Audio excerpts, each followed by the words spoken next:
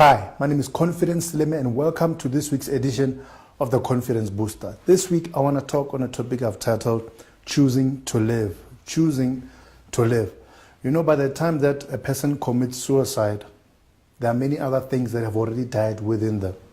And the external death is merely a manifestation of the death that has already happened internally. You find that people's hopes have already died, people's dreams have died, people's relationships have died. And like I said, that internal death manifests itself in the person committing suicide, deciding to take their own lives. But there are a couple of things that people may go through in order to reach the point where they feel like, I should just end it all. I should just finish everything now. One of the things is, number one, the pressures of life, the pressures of life. You know, we live in an era where everybody's competing. You know, the advent of social media has meant that, you know, people post beautiful pictures of themselves, you know, in Hawaii, in beach resorts, in beautiful countries, beautiful islands. And you see the people living that lavish lifestyle, but you don't know what they've been doing to get there or what their journey has been to acquiring that particular lifestyle. And, you know, everybody shows you the glory, but few people show you the story.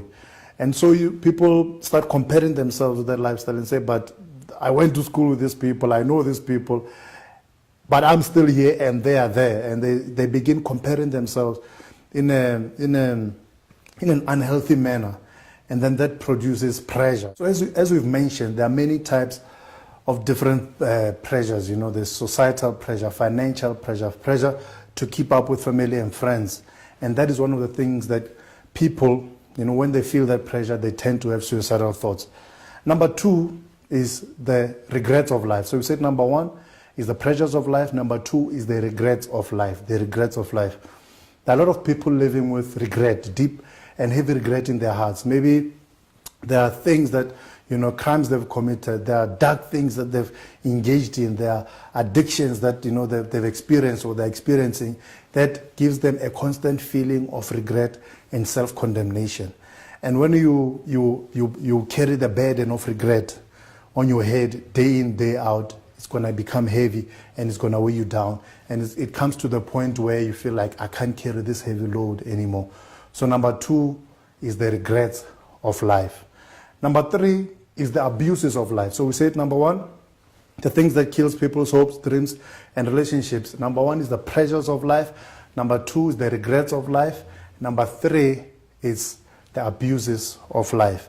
There are many people who've gone through abuse in their lifetime. You know, maybe they were molested when they were a child. Maybe they're facing physical, emotional, sexual abuse in a relationship. Maybe there's a member of a family or there's a friend that you trusted so closely, yet they abuse that trust in a manner that, you know, has just been weighing heavy on you and you feel betrayed. You feel like, you know, you are not worth much.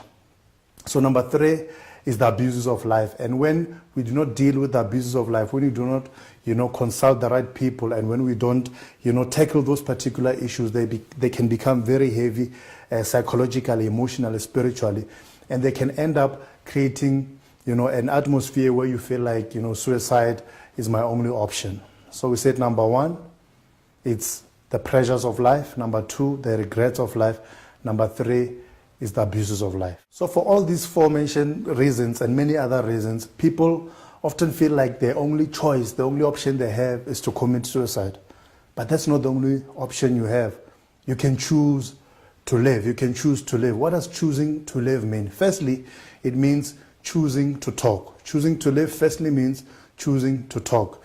You know, one of the common things that people say after somebody has committed suicide, they say, you know, but we didn't know that that person was going through that particular thing. So a lot of people keep silent and they keep their thoughts, their dark thoughts and their suicidal thoughts to themselves to the point where they feel like, you know, nobody cares, nobody wants to hear my story, and therefore I'm going to end it all. So the first thing you have to do in choosing to live is choosing to talk. Find a counselor, find a family member who you know cares and loves you. Find a friend who, you know, is reliable and trustworthy. Go to a psychologist, a psychiatrist, whatever form of help you need. Go and find it. Choose to talk, choose to verbalize. You know, when when somebody's carrying a heavy load, let's say I'm carrying 2 heavy bags. If I go to a friend and I say, you know what, these bags are so heavy, I've been carrying them for such a long time, can you please help me with this one bag? They'll be willing to help you, and that will make the journey easier. This is exactly the same. The thoughts, the regrets, the abuses that you've been carrying for such a long time that are heavy upon your mind, if you start sharing them with other people, trustworthy people, people who you can talk to in confidence, you know that that load, that heavy load will start becoming a bit lighter, and then you can continue on your journey in a much healthier fashion, in a fashion where you won't feel loaded all the time. So the first thing you have to do is choose to talk. Number 2 in choosing to live means choosing to avoid opportunities to commit suicide. A lot of people, when they have those suicidal thoughts, they want to be alone, they want to seclude themselves from everybody else. And that is a dangerous option, because once you do that, then all you have are your thoughts, and those thoughts become darker and darker. And because you're by yourself, because you're alone, you may take that particular opportunity, but you must choose to avoid such opportunities.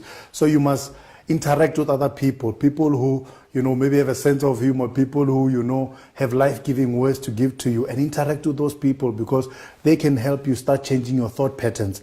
Another thing is, in choosing to avoid opportunities to commit suicide, is choose to not have things like guns lying around, things like sleeping pills, things like illicit drugs hanging around, because once you get into that state, you may decide just to pick it up or take those drugs, or take the sleeping pill. So you must avoid those types of opportunities if you want to choose to live. So number 1, we said choosing to live means choosing to talk. And number 2 means choosing to avoid opportunities to commit suicide. So thirdly, choosing to live means choosing to believe in new possibilities. Choosing to believe in new possibilities.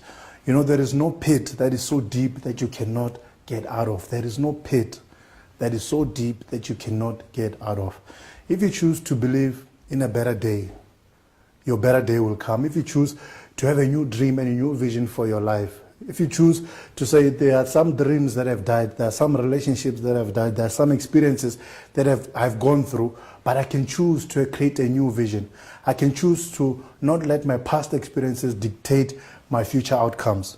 If you choose to adopt that mentality, and you choose to believe that, God created me to win and not lose. God created me to succeed and not fail. God did not make a mistake when He created me. If you choose to believe in new possibilities, then the things that are tormenting you today will become a distant memory in your future. Rather than choosing to end your own life, rather choose to live. Choose a better day. Choose a new tomorrow. Choose a new vision. Choose a new dream. Choose new relationships if you have to, but do not commit suicide. Do not end it all. There's a better chapter ahead of you. Your best days are yet to come. Thank you so much. You've been watching the Confidence Booster right here on Global Conference Television. Itara.